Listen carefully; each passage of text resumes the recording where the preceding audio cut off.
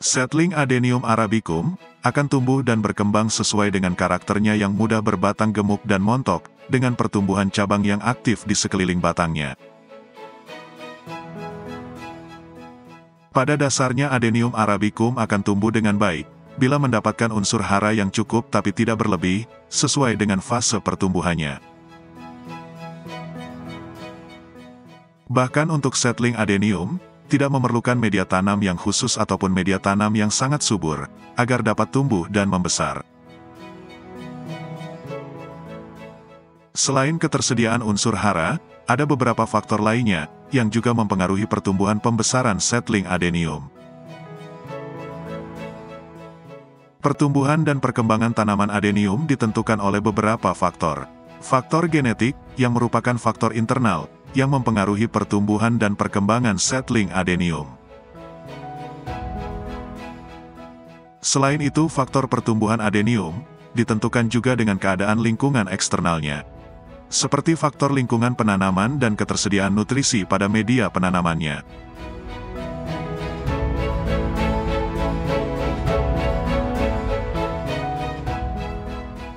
Halo teman hobis, selamat datang di channel YouTube Trisuma. Terima kasih kepada semua teman hobis yang selalu mendukung channel YouTube Trisuma dengan selalu menonton video-video di channel ini.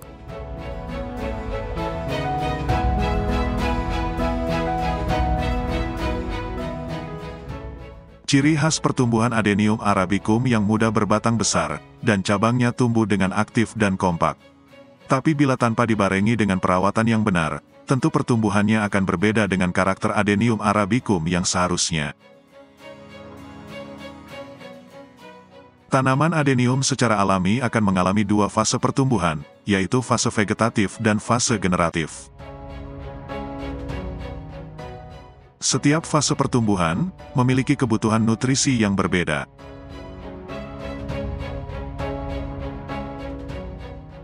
Untuk pemberian nutrisi Adenium arabicum, saya lebih memprioritaskan memberikan nutrisi pertumbuhan vegetatif untuk sebagian besar Adenium saya. Dari mulai seedling Adenium, sampai dengan Adenium yang dewasa, walaupun dengan resiko, tanaman Adenium akan sulit berbunga.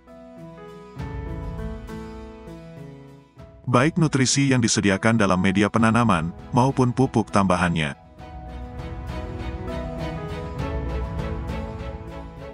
Dengan memprioritaskan nutrisi untuk pertumbuhan vegetatif, maka akan sedikit merubah, dan memperlama fase vegetatif pada Adenium.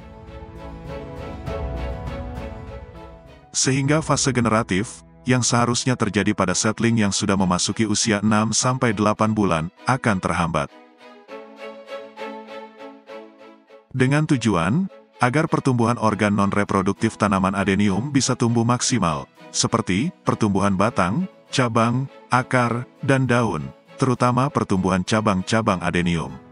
Karena tidak semua Adenium dapat menumbuhkan cabang samping dengan serempak. Tidak sedikit Adenium yang sangat sulit dalam menumbuhkan cabang sampingnya, dan memerlukan waktu lebih lama agar cabang sampingnya tumbuh secara kompak.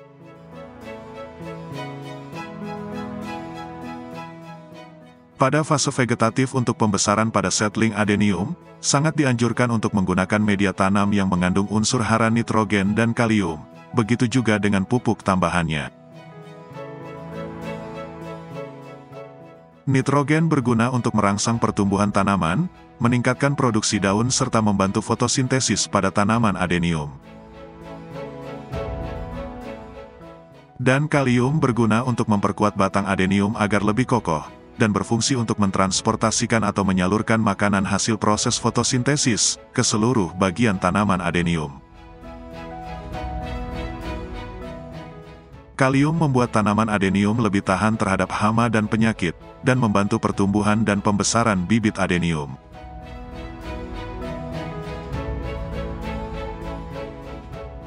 Unsur hara nitrogen dan kalium berfungsi merangsang pertumbuhan tunas baru, daun muda, dan meningkatkan pembentukan klorofil daun. Tapi penyediaan unsur hara untuk pembesaran seedling Adenium tidak boleh berlebihan. Terlalu subur malah bisa merugikan, akan membuat pertumbuhan cabang adenium susah dikendalikan. Pertumbuhan cabang akan terasa cepat panjang, seiring cepatnya pertumbuhan daun. Pertumbuhan seedling adenium akan terlihat cepat tinggi, dibanding dengan pembesaran batangnya.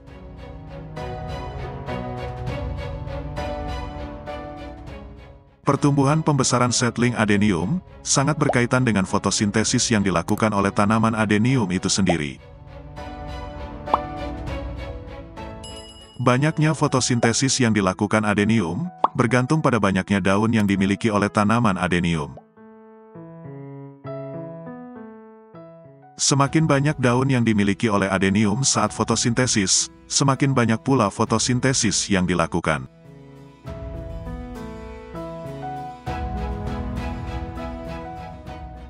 Fotosintesis yang dilakukan daun-daun adenium membutuhkan bantuan energi cahaya matahari.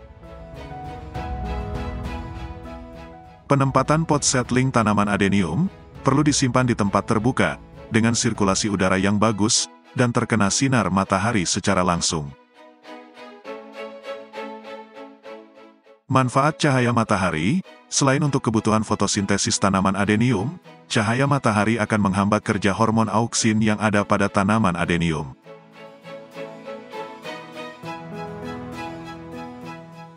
Auksin adalah hormon pertumbuhan yang mengatur pertambahan panjang sel batang pada tanaman, dan meningkatkan dominansi apikal atau pertumbuhan pucuk daun. Tapi auksin tidak dapat bertahan dengan cahaya matahari yang kuat. Maka dari itu, cahaya matahari sangat dibutuhkan tanaman adenium untuk menghambat dominansi apikal atau pertumbuhan pucuk daun, dan akan merangsang tunas lateral atau pertumbuhan cabang samping seedling tanaman adenium.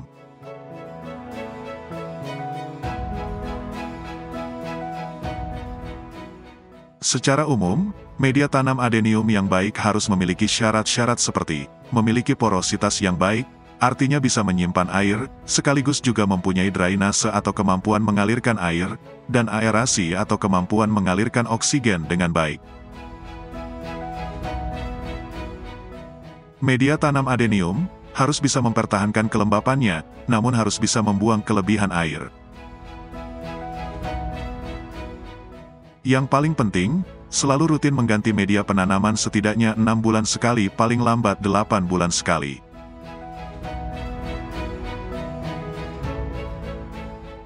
Untuk mendapatkan pembesaran batang adenium yang maksimal, media tanam tidak boleh sampai kekeringan. Media tanam harus selalu terjaga kelembapannya, terutama pada musim kemarau. Media tanam yang terlalu kering akan menyebabkan tanaman adenium dehidrasi saat cuaca panas. Tanaman adenium yang dehidrasi, cadangan air dalam batang adenium akan mengalami penguapan, dan tanaman adenium akan kesulitan untuk menyimpan cadangan air dan makanan hasil fotosintesis dalam batangnya. Semakin banyak cadangan air dan makanan hasil fotosintesis yang disimpan dalam batang adenium, semakin besar pula ukuran batang adenium.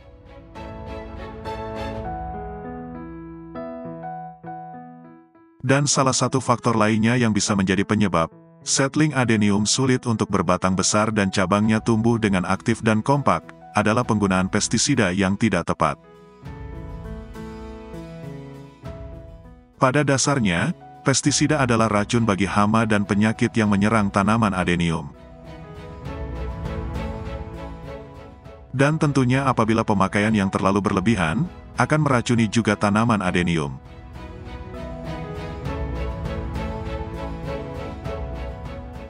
Salah satu efek yang sering timbul karena pemakaian pestisida yang berlebihan, adalah susahnya tumbuh tunas cabang samping.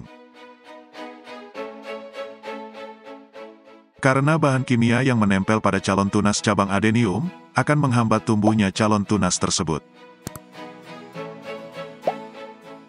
Bahkan akan membuat calon tunas cabang samping tersebut gagal tumbuh. Maka bijaklah dalam pemakaian pestisida, gunakanlah saat diperlukan saja.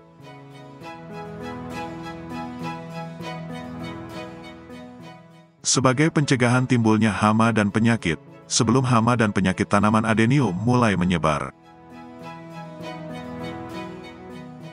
Selain pemberian pestisida rutin, tak ada salahnya untuk melakukan pencegahan dengan menjaga kebersihan area penanaman. Agar lingkungan sekitar penanaman tidak menjadi tempat berkembang biaknya hama dan penyakit. Dan memberi jarak tiap tanaman adenium yang tidak terlalu rapat, agar area sekitar tanaman adenium mempunyai sirkulasi udara bagus dan tidak terlalu lembab.